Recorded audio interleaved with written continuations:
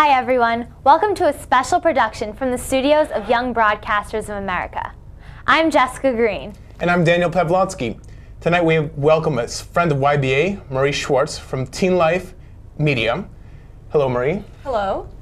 So tell us a little about yourself. Well, TeenLife is, I'm the president of the company, and what it is, it's a go-to source for parents, for families with children between the ages of 12 and 18.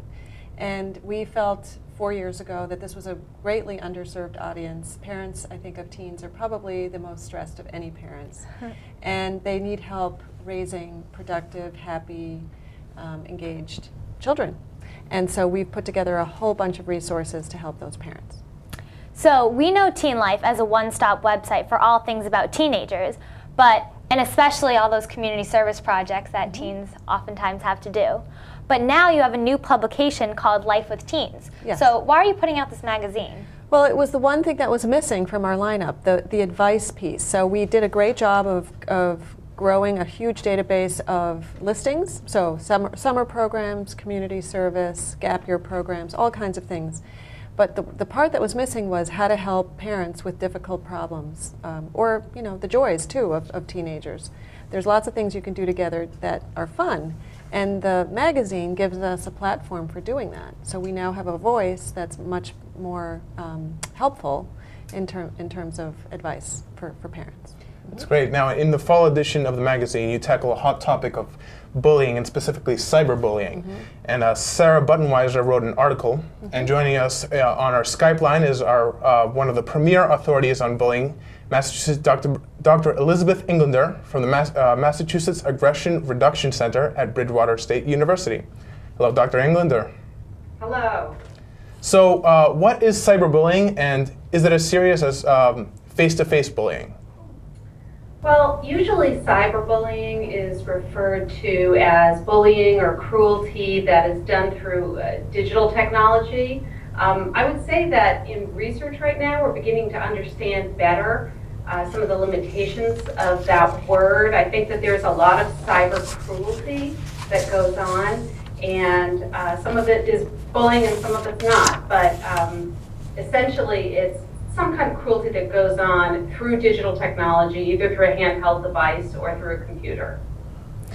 So, so you're saying that these can vary, obviously, I'm guessing, from what I've read. They do vary. They vary a lot more than we thought. And I think originally when cyberbullying emerged as a problem, we thought that it was really just like bullying, but just using a computer instead of talking or doing something physical to somebody. But today, one of the things we're beginning to realize is that sometimes what happens online is that things get away from kids. And so they may not actually be intending to bully somebody that badly, but things can get out of control very quickly in a digital environment. And that's one of the difficulties of the whole piece. In the article in TeenLife, the author talks with David Hall, who wrote some books about, and he has 8 tips for parents and teens regarding cyberbullying. So we were wondering your opinion on some of those tips, and we have them right here. I think his tips are great. I think they're really great. I might tweak some of them a little bit just based on some of the research that has come out that is a little more cutting edge. But particularly his first tip, which has to do with talking with your children, asking them what's going on with them socially, what are they up to online, what are they doing, what do they like to do, what did they and their friends do together online, and what kinds of problems do they see. I think that's an incredibly important step, and really it all boils down to that. I also think when kids feel more comfortable talking to their parents, then they're less likely to get into situations and not know what to do because they'll have someone to turn to.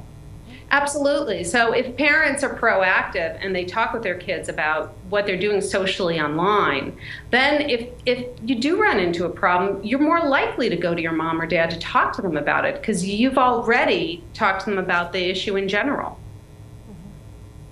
So the next set of steps, that was 1 through 5, and there are some more about being a bystander and finding out different activities for your child to do besides online things, and contacting the police. So what do you think about these next few?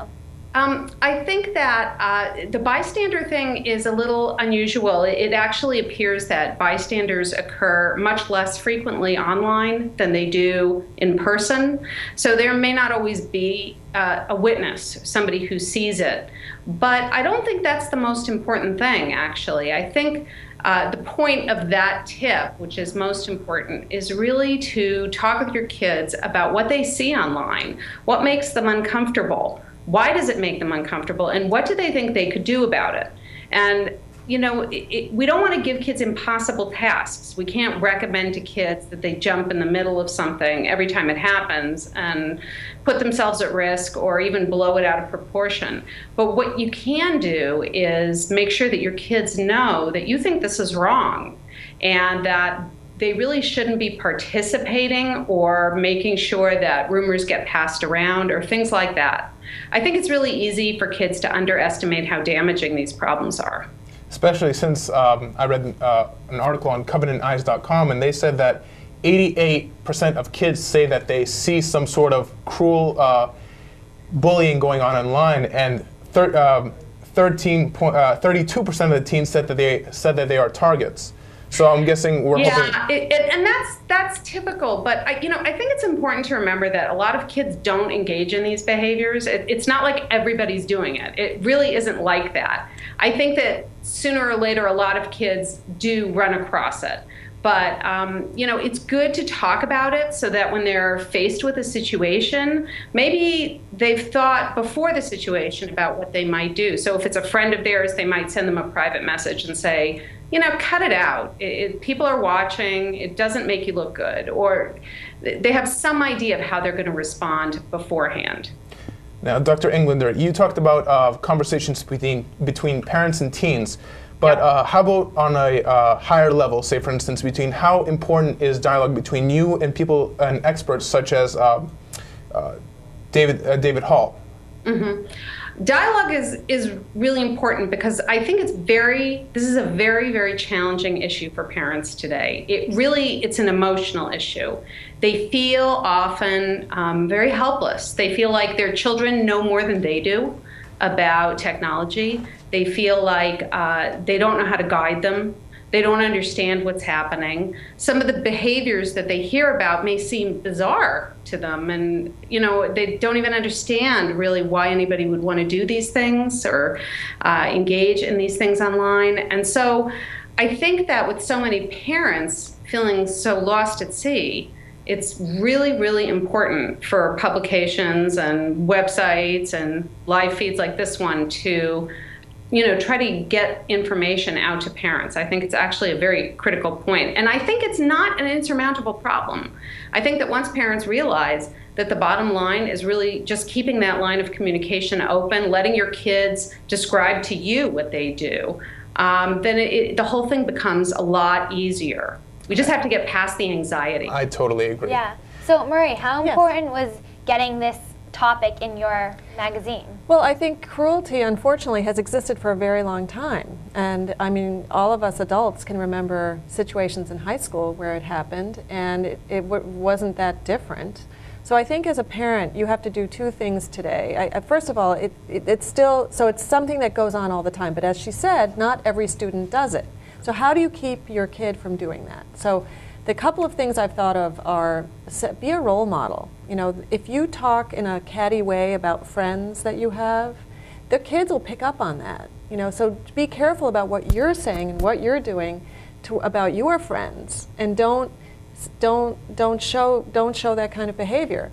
Another is to engage your children in community service where they're helping people less fortunate than themselves, and the power of kindness, the appreciation people feel when they're being helped. And I think that kind of a experience helps teens develop empathy.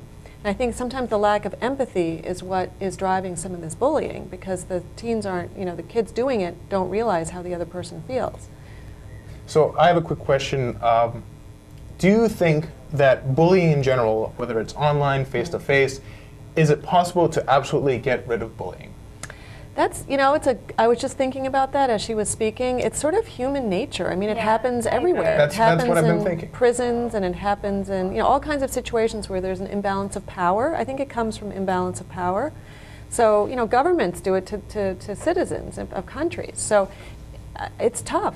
It's very tough. And I think as of now, with all the new technology, cyberbullying has just kind of replaced the typical bullying you would think of, like pushing and shoving someone in the hall. Like that doesn't really happen as much. Well, when I was in high school, there was something called a slam book. And you put a name on top of a page. It was a spiral notebook, and then kids passed it around and anonymously wrote their opinion of that person.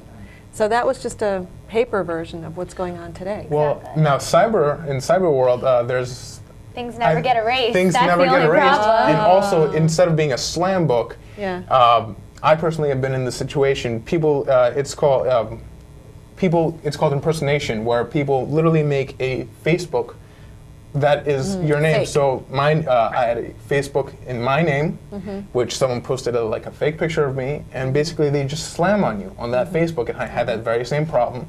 I told my parents about it. I told the Facebook authorities about it, and they fixed that problem. So thank you for telling them. Thank you, Dr. Elizabeth, for talking with us. You're welcome. Do you have anything else to say on the topic of cyberbullying to close up the conversation? Well, I think that it's important to understand that even though meanness has happened forever, there are some things that happen online that really are very different. And part of that is the permanency of it and how many people see it and how sensitively people feel about it.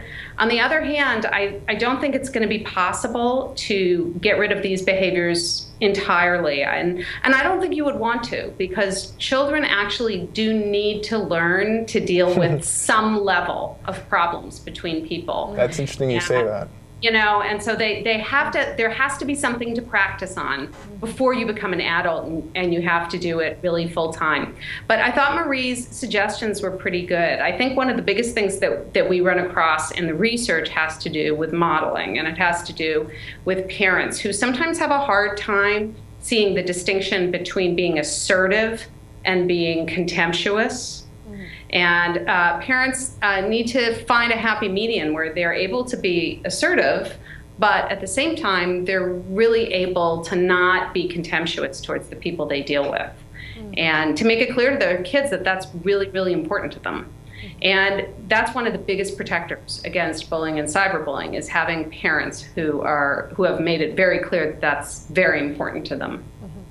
Thank you. So we're going to toss it to a break right now. But when we come back, we'll be talking with Mike Tomasi, who is involved in an organization called STEM, which stands for Science, Technology, Engineering, and Mathematics. So thank you very much, Dr. Elizabeth Englander, for all of your insight, and we'll be back after the break.